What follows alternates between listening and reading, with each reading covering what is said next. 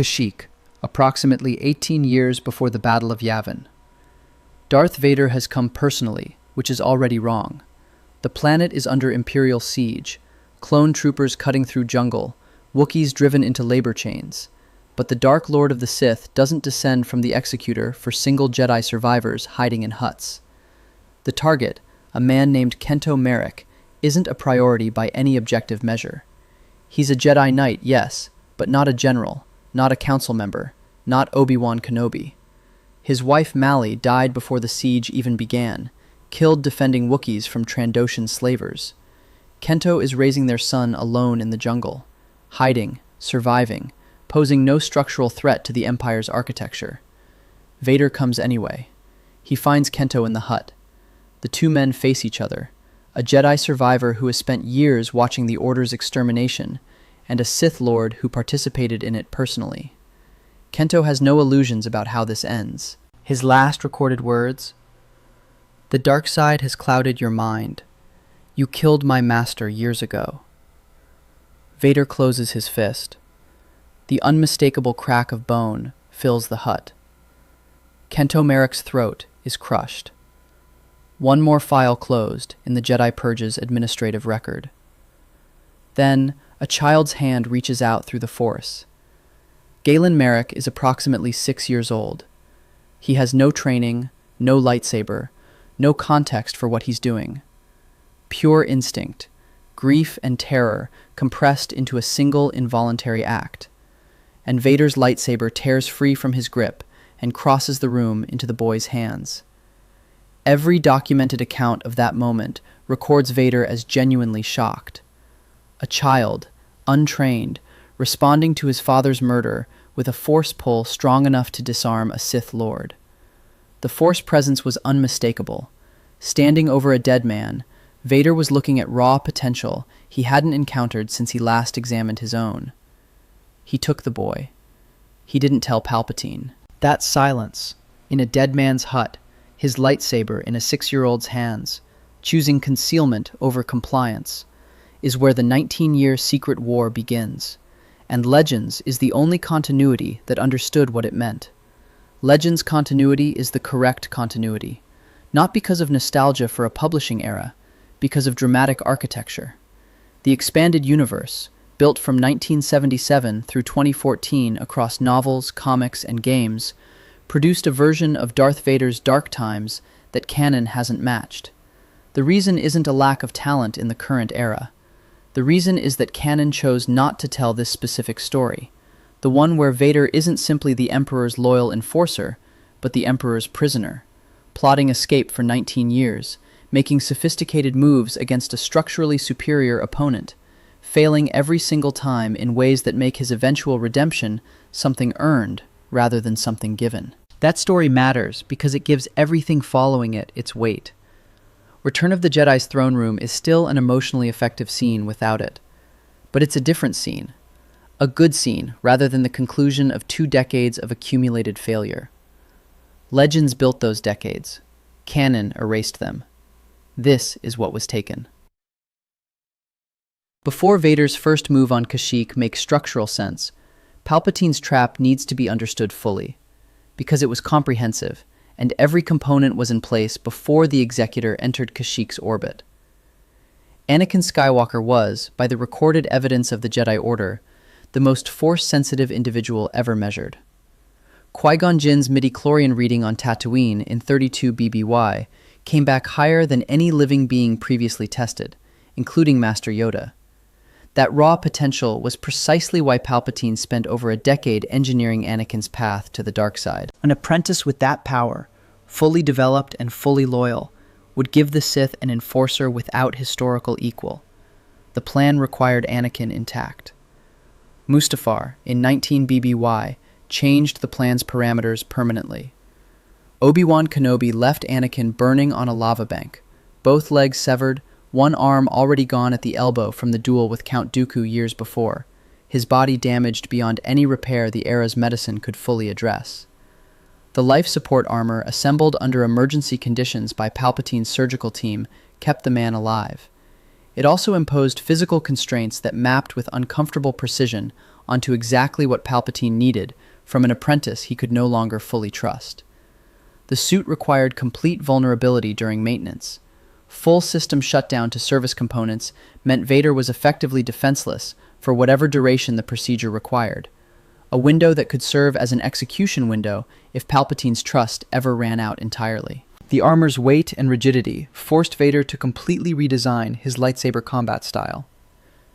The gem So form that Anakin Skywalker had developed, aggressive, powerful, built for a body with full mobility and reach, couldn't function inside a suit built for survival rather than performance. The claustrophobic isolation was total enough that Vader constructed pressurized meditation chambers aboard his ships, simply to survive periods without the mask while still breathing. The suit left him susceptible to force lightning in ways Anakin Skywalker's undamaged body never would have been. One surgical droid involved in Vader's initial reconstruction, designated DD-13, reportedly speculated within the Legends record that some of these design flaws had been incorporated with intention, to keep Vader indefinitely dependent on Imperial medical infrastructure his master controlled. The research record is clear that this was an in-universe speculation, not an authorial confirmation.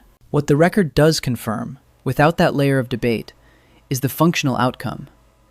Every maintenance requirement, every operational limitation, every vulnerability the armor introduced, kept Vader structurally tied to an Imperial system Palpatine ultimately commanded. Whether the dependency was designed or inherited from inadequate emergency engineering, it served the same purpose.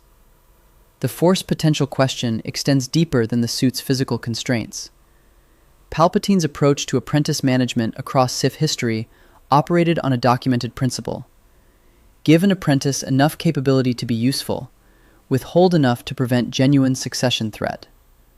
Applied to Vader specifically, Legends sources indicate Palpatine considered him a disappointment relative to what Anakin Skywalker's pre-Mustafar potential had promised. A failed version of the original asset doesn't receive the full inheritance early, particularly not under the Rule of Two, where the inheritance is the knowledge architecture that makes succession by combat viable.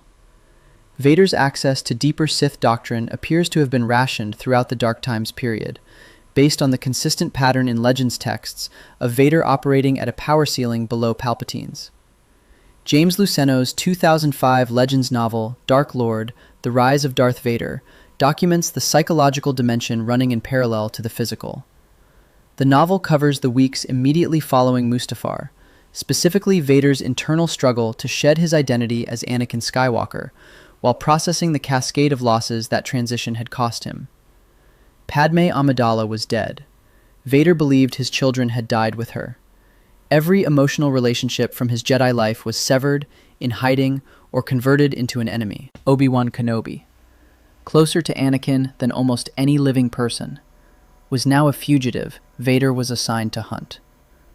The only relationship that carried forward intact from before Order 66 was the one with Palpatine, which meant Palpatine was simultaneously Vader's sole remaining purpose and the architect of everything he had lost. That psychological dependency was the cage's most effective component. Rebellion requires something to rebel toward. Palpatine had systematically eliminated Vader's options before the rebellion instinct had anywhere to go. The Rule of Two completed the structural design. Codified by Darth Bane roughly 1,000 years before the Empire's founding, the doctrine established that a Sith apprentice earns mastery by killing the master. The stronger takes the throne, the weaker is discarded. For Vader, this meant a theoretical path existed out of the cage. In practice, Palpatine had arranged the conditions so that threshold remained out of reach. The suit reduced physical capability. The withheld Sith knowledge limited doctrinal depth. The deliberate power ceiling Palpatine maintained meant that in direct confrontation, Palpatine was dominant. The mechanism of escape, grow strong enough to win the succession fight, required reaching a strength Vader's own master had ensured he couldn't reach. The lock and the key were the same hand. Palpatine's surveillance architecture added the final layer.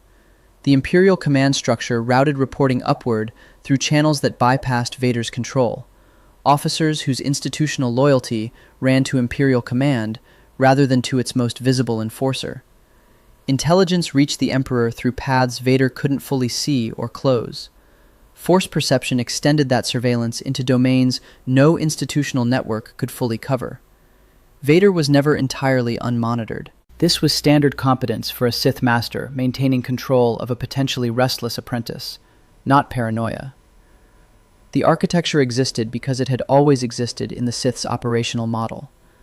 This is the situation Vader inherited when the black armor sealed around him in 19 BBY.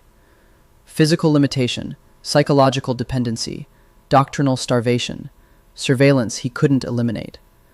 The most dangerous combatant in the galaxy, inside a cage built with precisely those dimensions. Every move he'd make for the next 19 years happened inside these constraints. Return to the hut on Kashyyyk. Vader stands over Kento Marek's body. His lightsaber is in a child's hands. Under the operational logic of the Jedi purge, the calculus is straightforward. Young Force sensitives left alive and unsupervised become adult problems. Standard protocol was elimination. Vader had applied standard protocol many times across the 16 months since Order 66. The Inquisitorius, the network of former Jedi and dark-side operatives he oversaw, was built specifically for efficient handling of exactly this kind of survivor. He looked at Galen Merik and made a different calculation. Raw force potential capable of ripping a Sith Lord's lightsaber from his grip, without training, without intent, without anything except grief and a child's uncontrolled desperation, was precisely the instrument Vader's structural situation demanded. The cage functioned because he couldn't kill Palpatine directly. The rule of two succession mechanism required strength Palpatine had ensured he couldn't develop. His own capabilities were capped, but a proxy, trained specifically for a single purpose outside Palpatine's awareness and outside the normal Sith architecture entirely, represented an angle that Vader's own development couldn't produce through conventional channels. He took the boy aboard the Executor. The training was brutal, by every account that documents it. It continued for approximately 16 years, from roughly 18 BBY until the game's events around 2 BBY, conducted directly under Vader's supervision, aboard the most visible warship in the Imperial Navy. During that period, Galen Merik forgot his birth name. He forgot Kashyyyk. Vader assigned him a code name, Starkiller. The existence of this apprentice was maintained as a secret from every level of the Imperial command structure above Vader's direct circle, including Palpatine. That concealment is the first documented proof point of the covert operation. A 16-year investment in a hidden asset whose entire value depended on Palpatine not knowing he existed. The decision made in that hut wasn't impulsive. It was the opening move of a long game played by a man who had no other game available. The operation Vader ran over those 16 years has 4 documented components that define what it was and what it reveals about the broader anti-Palpatine campaign. The first component is the concealment itself, and its duration is the most significant structural fact about the operation.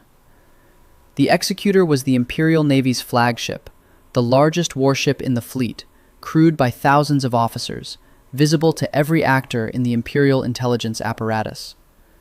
Maintaining a hidden apprentice aboard that vessel for 16 years without triggering Palpatine's surveillance infrastructure required active, sustained, and sophisticated information management. Pilot Juno Eclipse, assigned to Starkiller's missions, filed detailed operational reports after every deployment, but those reports terminated at Vader's level. They didn't continue up the Imperial chain. Starkiller's existence was contained within a reporting structure Vader personally controlled, on a ship where Vader was the unquestioned authority over daily operations. For over a decade and a half, this held. That kind of operational discipline across that duration is evidence of intent, not accident. The second component is the target selection for Starkiller's missions. Vader directed his hidden apprentice against ex-Jedi General Ram Koda, confronted on Nar Shaddaa, and against Imperial construction infrastructure on Raxus Prime. Koda was a Republic-era military commander, a Jedi general with combat experience, independent networks, and the kind of tactical credibility that made him a potential organizing figure for resistance. His removal eliminated a rallying point. The Raxus Prime operations cleared infrastructure serving Imperial military production. Both target sets were operationally meaningful to Vader's strategic interests in controlling his own power environment. Starkiller was trained on Vader's resources, deployed against Vader's selected targets, on Vader's timeline. For 16 years, this was an independent military operation running inside the Imperial structure without authorization from above. The third component is the discovery and the loyalty test it produced. Palpatine's fleet arrived at the Executor, the Emperor moving against Vader directly, which was itself the clearest demonstration of how Palpatine's intelligence architecture functioned. The surveillance mechanism that Vader couldn't fully close had eventually produced actionable intelligence. The order Palpatine delivered was unambiguous: kill the apprentice. Vader stabbed Starkiller through the abdomen in the confrontation and threw him from a viewport. In the space of Palpatine's direct awareness, the execution appeared complete. Vader then secretly rebuilt Starkiller, kept the body, conducted covert reconstruction, and resumed the operation from below a staged death, rather than abandoning the investment entirely. The compliance Palpatine received was a performance. A genuine loyalty test, passed in good faith, ends with the Executor walking away from a confirmed kill. Vader walked away from a theatrical one. The fourth component complicates the heroic reading, and any honest account has to address it directly. The Force Unleashed's own dialogue, in the confrontation at the Corellian Treaty signing, has Vader state explicitly that he had never intended to kill Palpatine with Starkiller. The game's narrative names it. What Vader's actual intended endpoint was, whether Starkiller was built as a trigger for Alliance-led destabilization of Palpatine's power base, rather than a direct assassination instrument, whether the plan's shape evolved across 16 years into something Vader couldn't precisely articulate, even to himself, or whether the Corellian Treaty line was deflection or honest admission. The available record supports the architecture of a covert operation more confidently than it supports a single, coherent, stated endgame. The anti-Palpatine intent is in the concealment, the target selection, and the staged betrayal. The exact mechanism is less certain than those structural facts. Regardless of intended mechanism, the operation's documented outcome is concrete. Starkiller's sacrifice on the Death Star contributed directly to the signing of the Corellian Treaty, the founding document of the Rebel Alliance. The organization that would eventually destroy the Death Star, defeat the Imperial Navy at Endor, and kill Palpatine himself, was built on a foundation laid by a mission Vader's hidden apprentice completed while dying. Palpatine, who had ordered Starkiller's execution and received what appeared to be total compliance, got the seeds of his own destruction as a direct consequence of believing that compliance was genuine. Whether that outcome was Vader's design from the beginning, or the side effect of a plan that collapsed in ways he hadn't anticipated, an operation Vader ran for 16 years inside Palpatine's own flagship produced the organization that eventually ended Palpatine's reign. The covert war had real consequences, even if those consequences arrived through routes Vader hadn't fully mapped. The Emperor's countermoves are the part of the story that transforms it from a rebellion account into a tragedy. Palpatine found out. The intelligence architecture Vader couldn't fully see or close eventually yielded actionable results.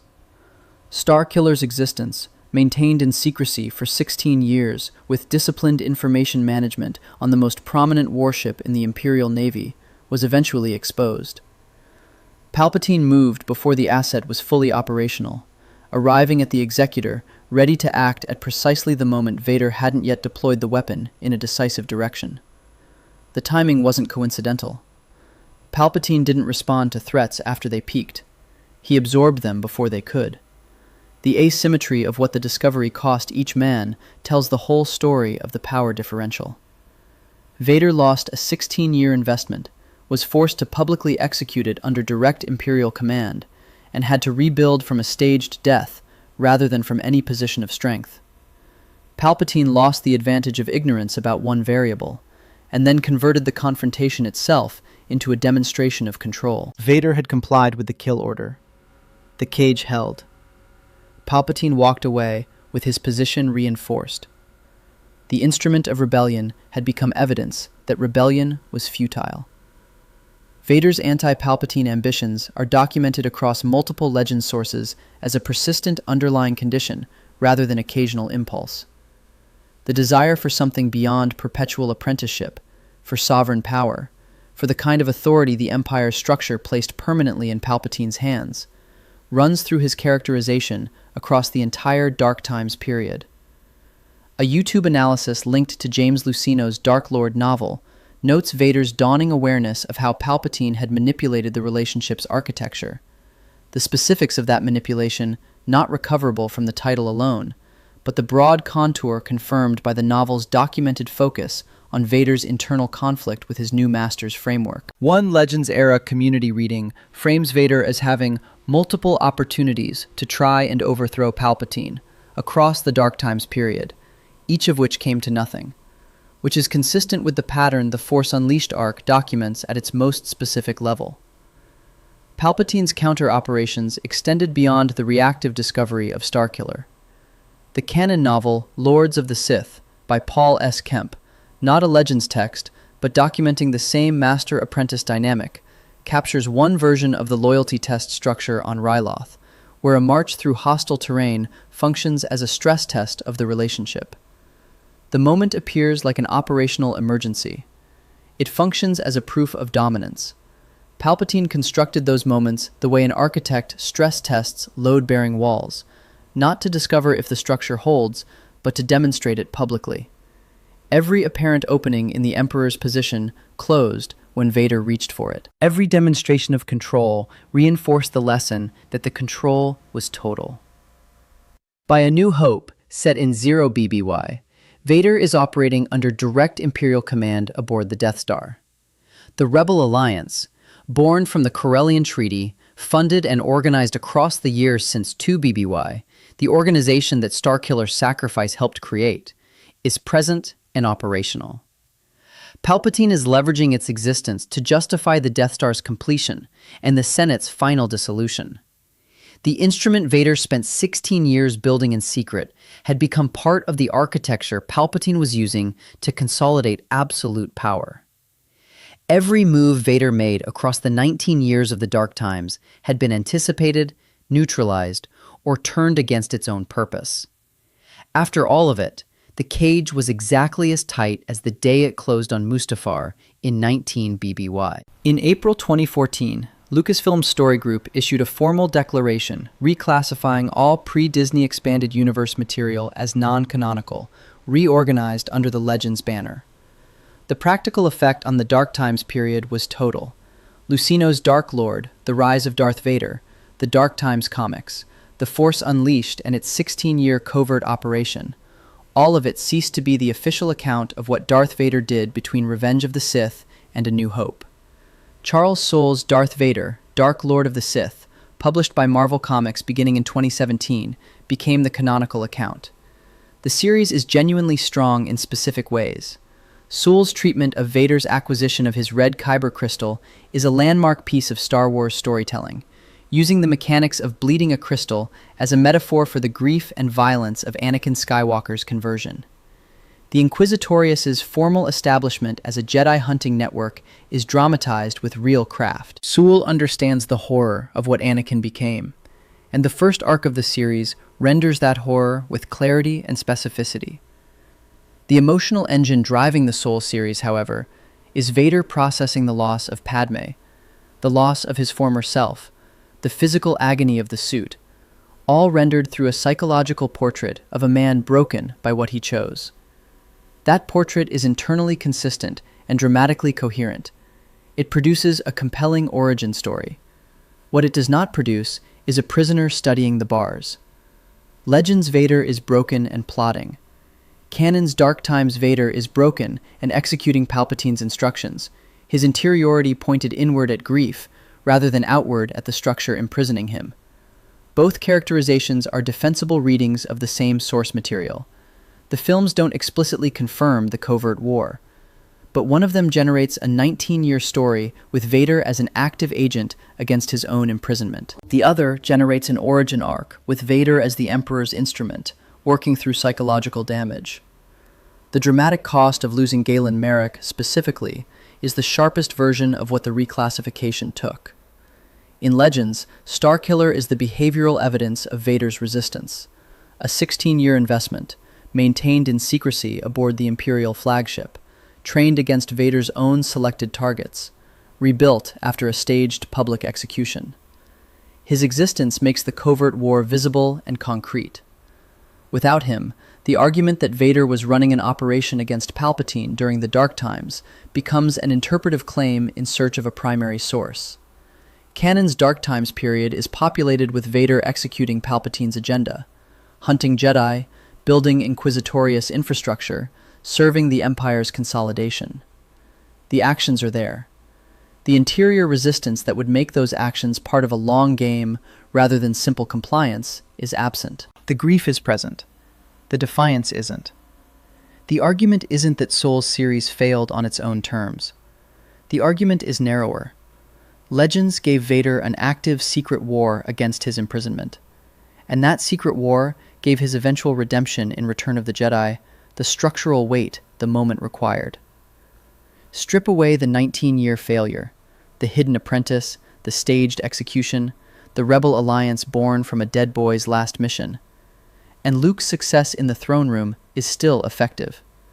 The redemption still works. But it works as a scene rather than as a conclusion. The father who chose his son over the Emperor in that moment. In Legends, that decision arrives at the end of 19 years of every other option exhausted. Every instrument deployed and neutralized. Every move made and countered by a superior player who had designed the board. Luke Skywalker's success, in the Legends framework, is the ending of something that had been building for 2 decades. In the Canon framework, it arrives at the end of a complicated relationship, whose full accumulated weight, the Dark Times period, was never asked to build. 19 years. 3 interlocking mechanisms. Physical limitation embedded in every component of the life support armor. Psychological dependency, constructed by the systematic destruction of every relationship except the one with Palpatine. A knowledge architecture that kept the Rule of Two's succession threshold permanently inaccessible. Against that, one child taken from a hut on Kashyyyk in 18 BBY, trained in secret for approximately 16 years aboard the Imperial Navy's flagship, deployed against Vader's selected targets across multiple star systems, publicly betrayed under direct Imperial command, secretly rebuilt, and ultimately lost on the Death Star, protecting the founders of a rebellion Vader couldn't openly join. The score after 19 years, the cage was intact. Palpatine's position was unassailable. The Rebel Alliance, the one durable consequence of Vader's covert operation, was present and organizing, but hadn't yet struck the blow that would matter. One variable remained that Palpatine's surveillance architecture couldn't map. Luke Skywalker had survived. Vader believed his son was dead when Padme died on Polis Massa in 19 BBY. The children had been hidden. Leia Organa to Alderaan, Luke Skywalker to Tatooine, by Obi-Wan Kenobi and Yoda, operating in the knowledge that Vader's awareness of their survival would transform them into targets. For 19 years, that remained true. Luke survived the Death Star trench at Yavin, survived the Imperial counteroffensive, showed up on Bespin in 3 ABY, where Vader offered him essentially the same proposition he had spent years building toward with Starkiller. Together they could challenge the Emperor. The path out of the cage was partnership. Take the obvious move. Luke refused. Then arrived at the second Death Star, and this time came without a plan to fight. He came to reach his father. What Luke carried wasn't a strategy. It wasn't a weapon. It was a son's certainty, maintained against every available piece of evidence, that his father still existed inside the armor. That certainty had no precedent in the operational history of the Sith. Palpatine's surveillance apparatus could monitor Vader's movements, track his command decisions, and eventually locate a hidden apprentice on a flagship with thousands of crew. It couldn't surveil the thing Luke Skywalker was carrying, because that thing had never appeared in the threat landscape before. You can't construct a loyalty test around unconditional love. You can't receive it as an execution order. When Vader chose his son over Palpatine in the Death Star 2 throne room in 4 ABY, that choice arrived at the end of 19 years of every other available choice failing. Every instrument deployed and neutralized. Every opening in the Emperor's defenses closing when Vader reached for it. A hidden apprentice discovered, a staged execution performed, a rebel alliance born from the ashes of that operation, and Palpatine still standing, still commanding, still ahead. The one thing Vader couldn't engineer was being loved by someone who had every reason not to love him, and chose to anyway. Legends built all of that weight. The covert operation on Kashyyyk in 18 BBY, 16 years of brutal training on the Executor, the public betrayal that turned out to be a performance, the Rebel Alliance's founding document signed by a dying boy who didn't know his guardian had sent him to his death. Every move made by a prisoner who was never going to beat the architect of his own cage through force or strategy. And then, finally, through nothing he had earned by plotting, through no instrument he had built or deployed, the one exit the prison's architect hadn't thought to close. Anakin